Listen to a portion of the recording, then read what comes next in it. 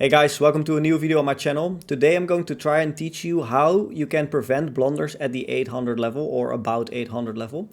So what I'm going to do today is I'm going to take a few games I've played in my Road to 2000 series, games which I was rated about 700, 800 up until like 1300.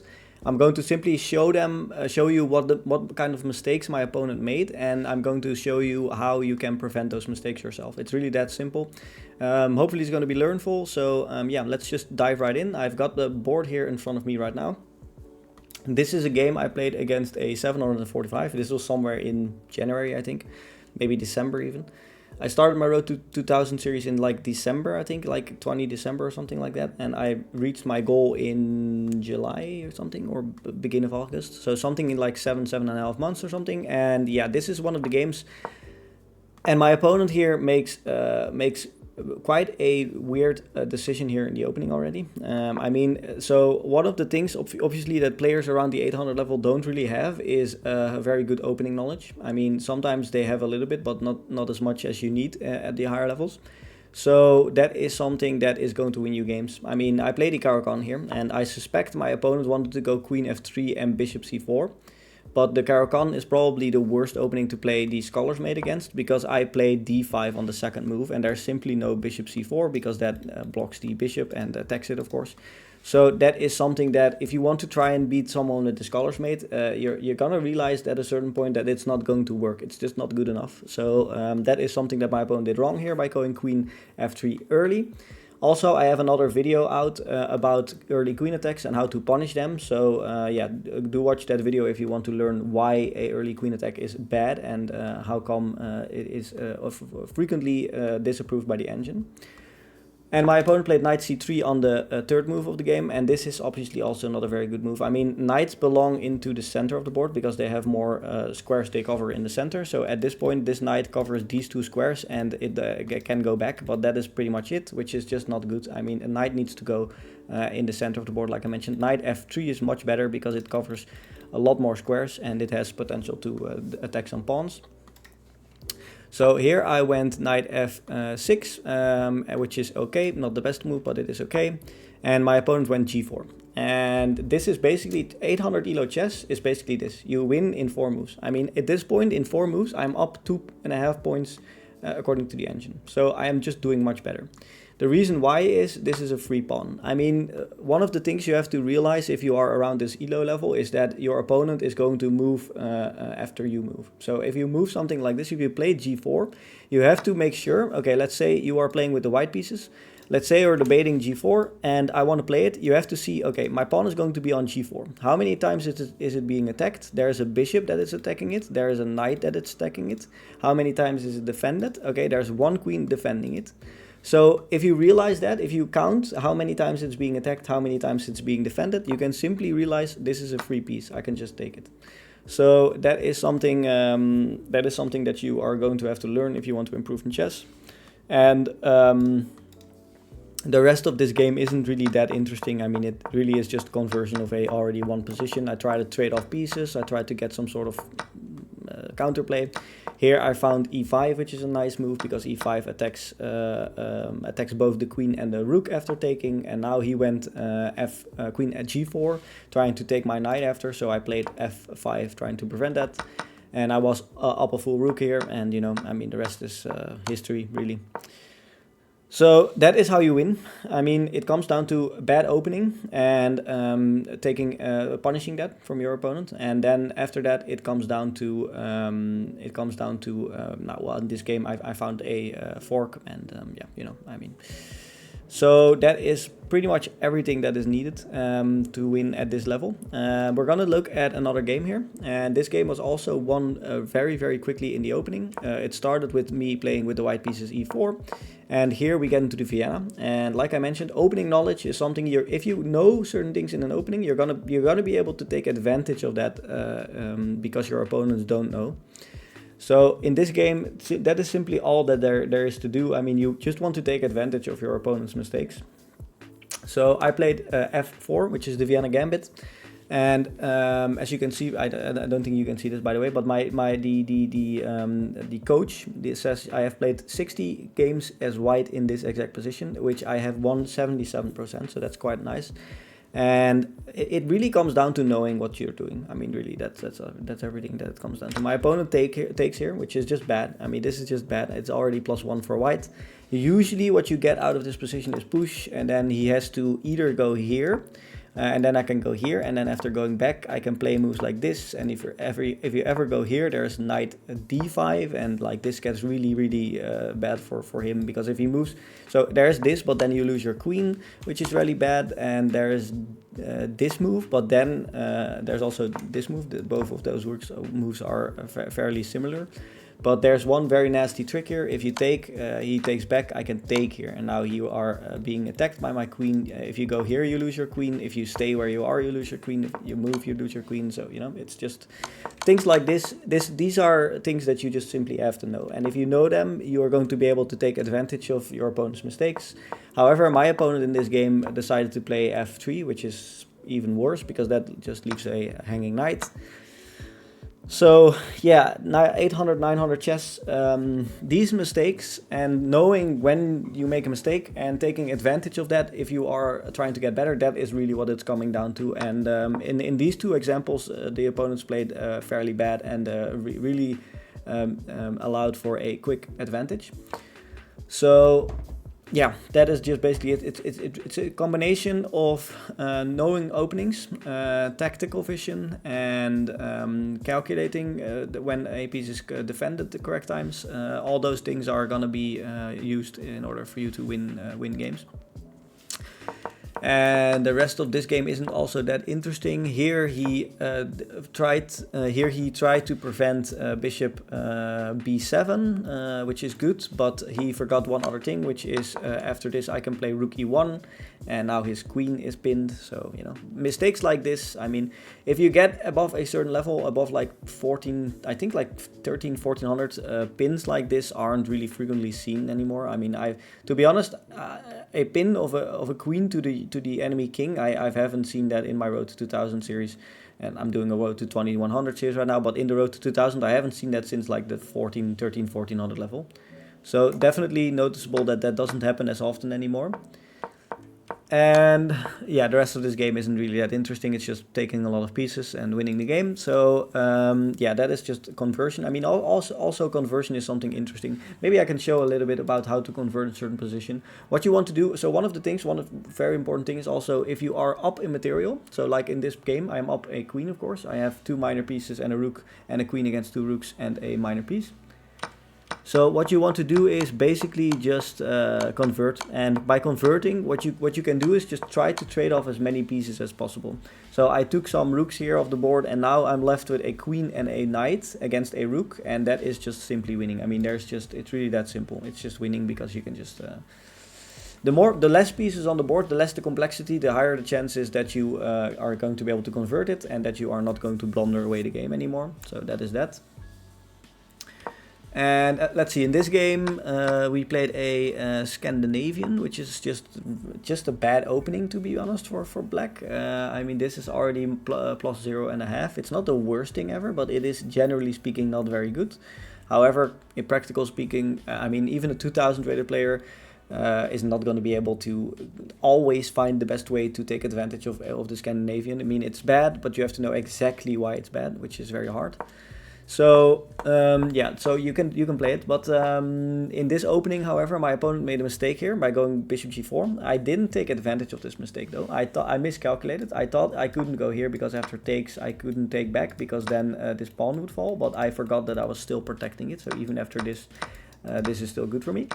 So I miscalculated there, and I didn't play d5, which is not very good for me, because that was a clear advantage I could have gotten, because that simply wins the knight, but I didn't take it. And then after a few moves we got into this position, and here he played e5, which is a bad move. I'm not exactly sure what the best move here was anymore. Was it just a take? Yeah, it was just a take. And then if you take here, yeah, this is bad because I don't know, probably trading some rooks, taking this knight maybe. Yeah, your king is just really exposed. Long castling in this position was also not a good decision. So, oh, actually, long castling itself is still good, apparently, according to the computer. But e5 was just a mistake. Yeah. Okay, well, I played queen f5, and the most important thing of this game is tactical vision. In this game, I found a very nice tactical win. So this is already at the 1000 level, so a little bit higher level. My opponent also didn't play a very bad game. In the earlier games I showed you against 800 rated opponents, they just blundered very quickly in the opening. But this game, my opponent actually played a pretty decent game. I mean, he didn't do anything really crazy. I mean, he made some mistakes here and there, and he hung some things, but he didn't really played very bad. However, now after going king b8, which is the big mistake, he should have went. Let's see, he should have went rook or queen blocks. Yeah, queen blocks was the best move. He didn't do it. He just moved. Now I can take on e5, and I calculated here that if he takes, yeah, I calculated if he takes, I can take the rook. Because there's no way to defend this, there's no way to defend the checkmate except for taking with the knight, and that leaves his queen hanging.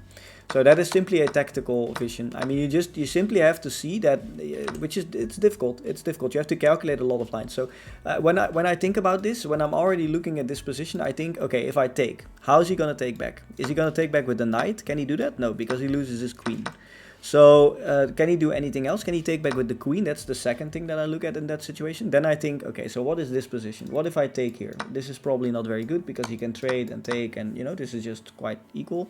Okay, this apparently leaves a mate in one, but okay, just to show. I mean,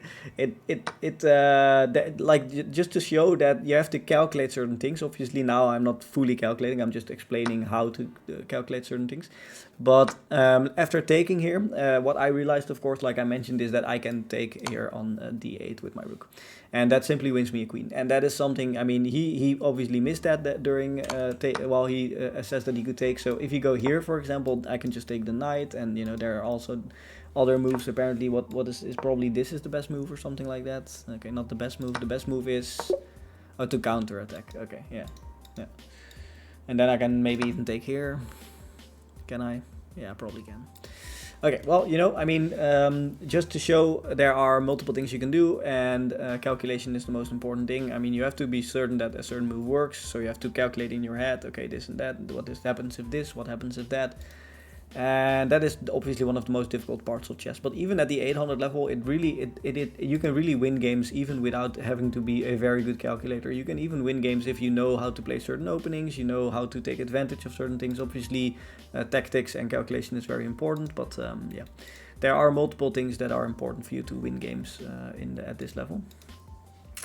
So let's see, I have another game here in front of me. This is a game that I slowly but surely squeezed a win out of as well. So at this point already at 1000, above 1000. So opponents are getting better for sure. He plays the London system, I think, something like a London system. Let's see, I played g6, and at this point, I mean, this is all just fine, nothing really crazy. I mean, he played just decent, nothing really crazy, like I mentioned, and then he went e4, which is just not really good, because that weakens, I mean, you don't want, if you're playing with the white pieces here, let's say I reverse the board again. So let's say you're playing with the white pieces here. Would you like to open up your pawns by going here? I mean, would you like to open up this rook towards your king? I don't think you want to do that. I mean, it doesn't really look like that's a safe option. So that is just not good. You just want to keep this closed. As long as you're not castled, maybe in a move like this, trying to get castled, that should be fine. But just don't go ahead and play e4 when your king is still in the center. That is not a good thing. So after that I won a pawn, and then he went here, which is good, and I was able to get some sort of decent position out of it. And now, I mean, I'm better, but it's not really clear how I'm going to proceed here. And now I played queen b6. And queen b6 has a very nasty threat. You have to probably just move your king here, yeah. Because one of the things that you're going to learn if you're getting better at chess is X-ray attacks and discover checks. So when the queen is on the same diagonal as the king, and there is a piece in between that I can move, it is often really good. So if my opponent plays anything here, which he did, he just played b4 instead of moving his king. I have discovered checks. So at this point, when I looked at this, I was first of all looking at knight d3, and then I thought, okay, if he moves here, there isn't really anything I can do here. I mean, my knight is a little bit awkward. It really doesn't have any good squares to go. I can defend it like this maybe, but it doesn't really look like that is something I want. It doesn't really look like it accomplishes anything for me. But then I realized I have another move, which is knight e4. And this is a great move, because now it's not the same situation. My knight is no longer on d3, my knight is on e4. And a knight on e4 can go to other squares than a knight on d3. So now I have this move, knight d2, which simply forks 2 rooks and a queen. So I mean, yeah, it's just it's things like these that win you games. And if you get better at chess, you also start to notice patterns like this more and more. And you also start to notice like certain piece placement. If you get a lot better, you will notice that piece placement is very important, because if you are, say you're playing with the white pieces here, I would already in this position, like regardless of the tactic I just had, I would already realize probably here, okay, I probably should prevent a knight from coming to d2, because if a knight comes to d2, he's forking everything. So you have to notice that certain squares are very strong for certain pieces. And yeah, I mean, a move like rook d1 is probably possible here. Not the best thing, but it is decently possible, maybe. I don't know.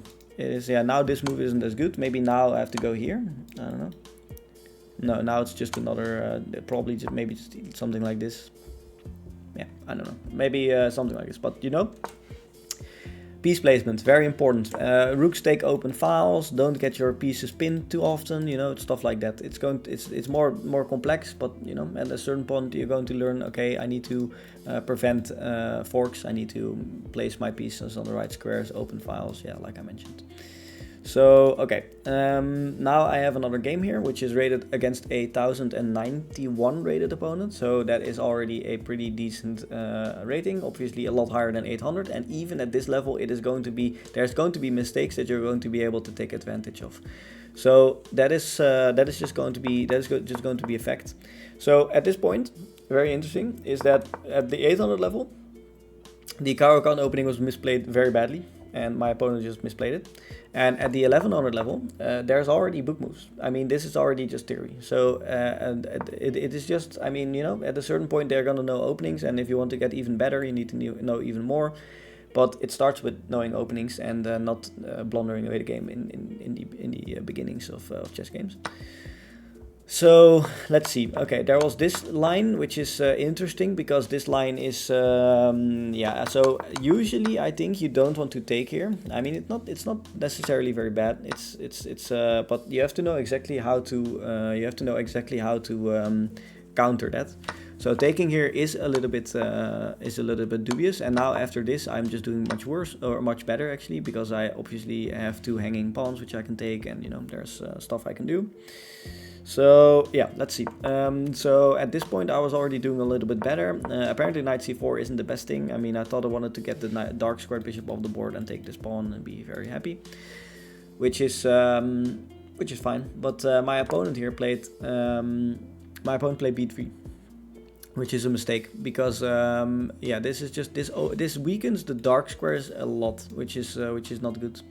So that is something you have to be careful about, that you don't, yeah, if you, like I mentioned, if you get better, you know certain patterns, you recognize certain patterns, and you don't want to play moves like b3. I mean, this knight here is annoying, but it doesn't really do anything other than attack the dark squared bishop, which is something, but not the worst thing.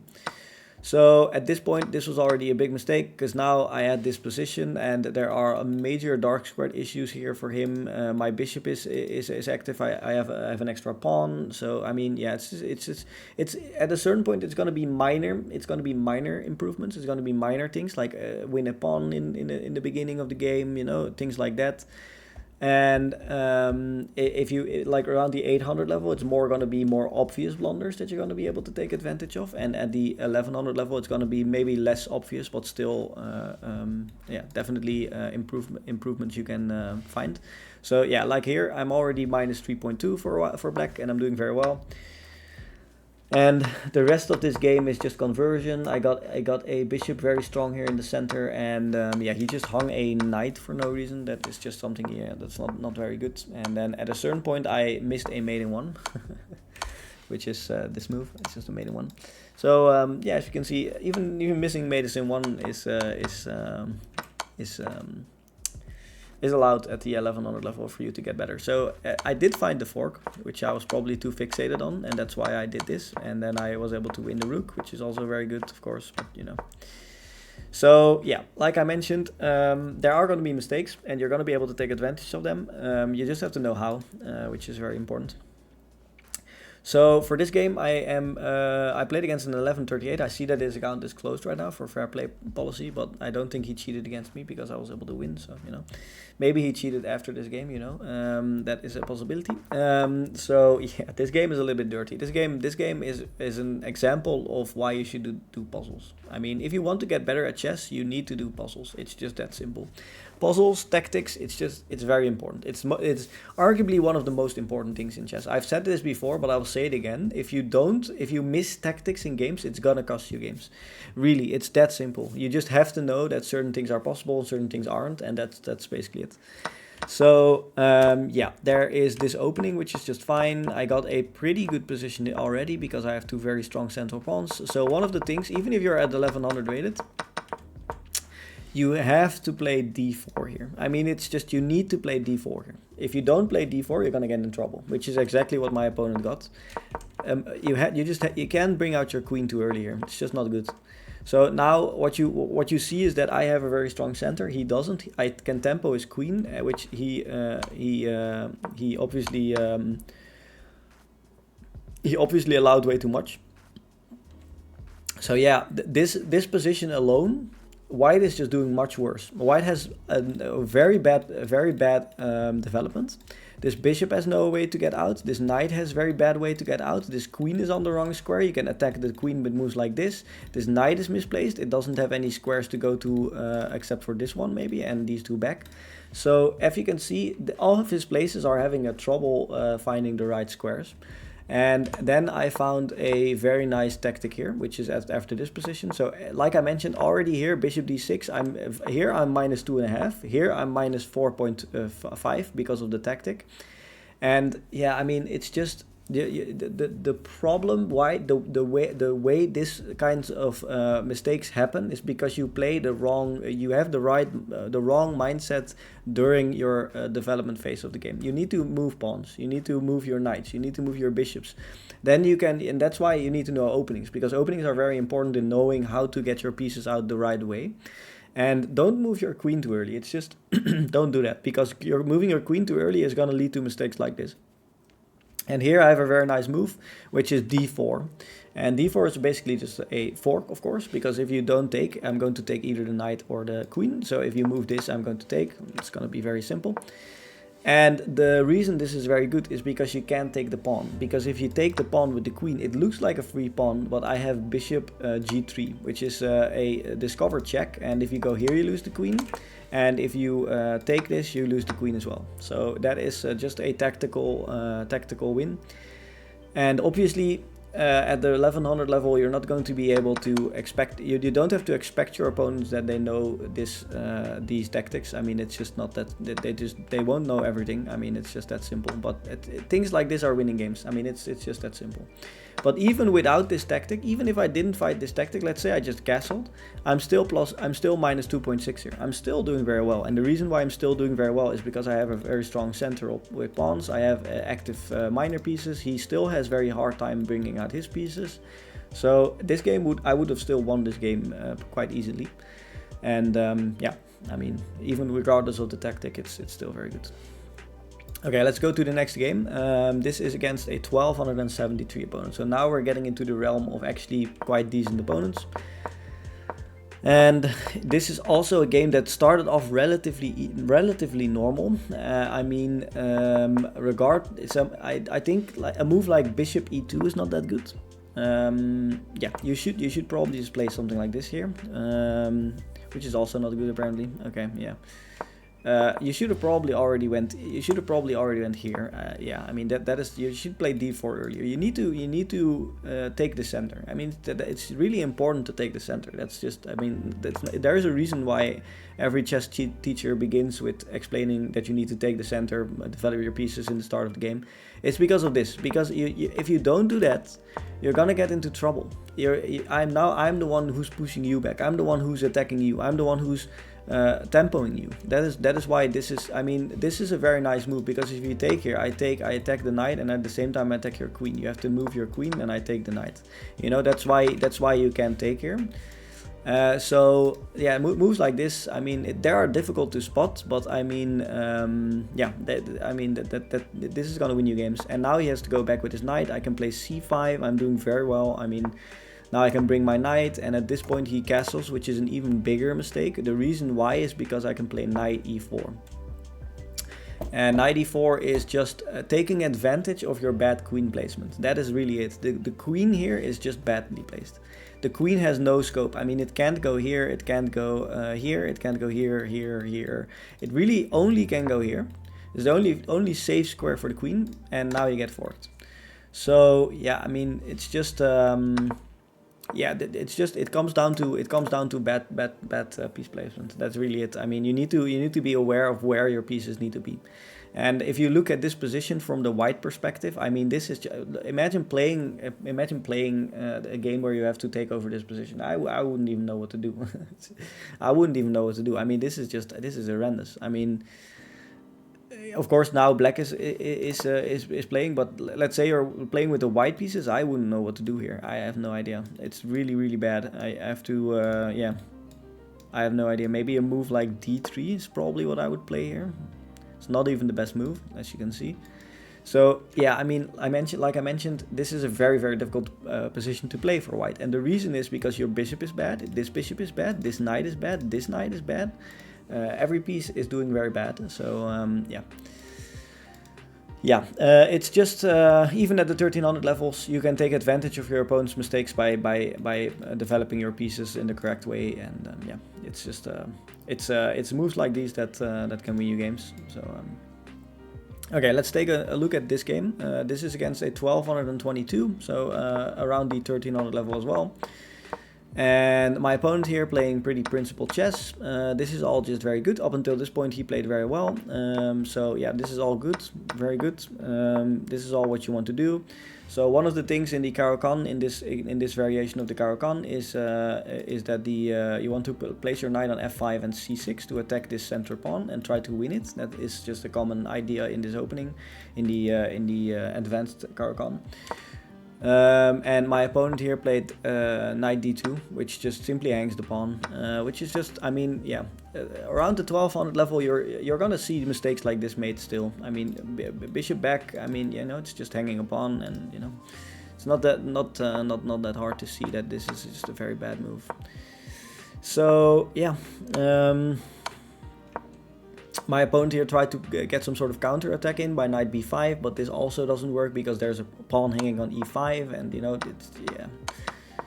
The rest of it is just, like I mentioned, just conversion. I mean, just yeah, just conversion.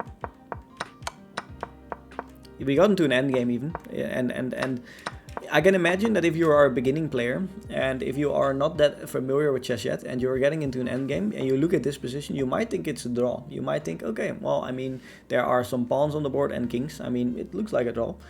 But this is just completely winning for black. If you know what to do, if you're black, this is just completely winning, because I can lock it up on this side, and when I lock it up on this side, I can move my pawns on the other side, and now I can bring my king, and then after taking his pawns, I'm simply going through. And the funny part in this game is even I allowed him to queen, then I traded queens, and I had more pawns, and I was able to promote. So yeah, a lot of things you can learn from, I guess, in this game, and yeah. That is one way to win at the 1200 levels. It doesn't always necessarily have to be in the middle game. It can also be in the end game, of course. And this game is a little bit more, this game is a little bit more dubious from my side. My opponent played pretty well, this is at the 1300 levels, and my opponent here is doing very well. I mean, he's playing the game he should be, quite decent. He's keeping the tension in the center of the board. He's not taking if he can take, so he's just keeping the tension. And then after a few trades here and there, we got into this position, and here white is already plus 1.5. This is good for white. I thought this would be good for me, but this is just bad for me. Here he's plus 3 even. And he didn't find all the right moves, but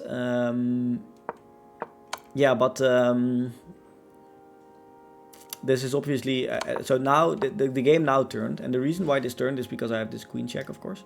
So he shouldn't have pushed g4. So at the 1300 levels, you're gonna encounter mistakes like this. He's gonna try to be aggressive and take advantage of your playing style, and he's actually doing quite well here. He's doing better than me, but then he makes a mistake and he allows me to come back in the game. And then I, in true fashion of a 1300, made another mistake. I forgot that he can take the h7 pawn with his queen. So yeah, this game was a little bit wild for sure. We both didn't play the absolute correct way. And then he could win my bishop, and here I was doubting if I was gonna win this game or not, because there was a lot of different threats. He could have sacrificed here maybe, which is the best move, and yeah, it's very difficult to see what would happen after this. It's just very difficult. You have to be very precise in order to win this game. But lucky for me, my opponent took here on g4, and another mistake is made, another big blunder, and just tacticals, like one more time, puzzles, tactics. I mean, it's just the most important thing in chess. He just forgot that his pawn is pinned, and I can simply take the queen. I can give a check. I mean, it doesn't really matter. I gave a check, which is good enough, and then yeah, I got to win his piece, and you know, at this point it's just conversion again. You have to just trade a lot of pieces, like I did here, and not blunder anything. Try to get tricky, and you know, at this point I was able to win the rook with a fork, and you know. So really, moves like this are gonna win you the game. I mean, queen g4. Yeah, I mean, you have to know. Okay, wait, that isn't actually a queen trade. I can just take. It's just a free queen. I can take here as well. It's the same thing, you know. So hopefully you guys like the video. I mean, I guess it displays a little bit of blunders made between the 800 and 1300 levels in different degrees. Opponents are at the 1300 level playing more solid openings. They blunder less in the opening itself, but they do certain things wrong, tactical mistakes in the middle game. And if you apply these tips, you're going to just simply improve your game. I mean, it's just there's a lot of improvement to make at the level at the 800 level or above. So a lot of things you can improve upon, and hopefully make yourself a better chess player. Okay, I'll see you guys in the next video. Bye.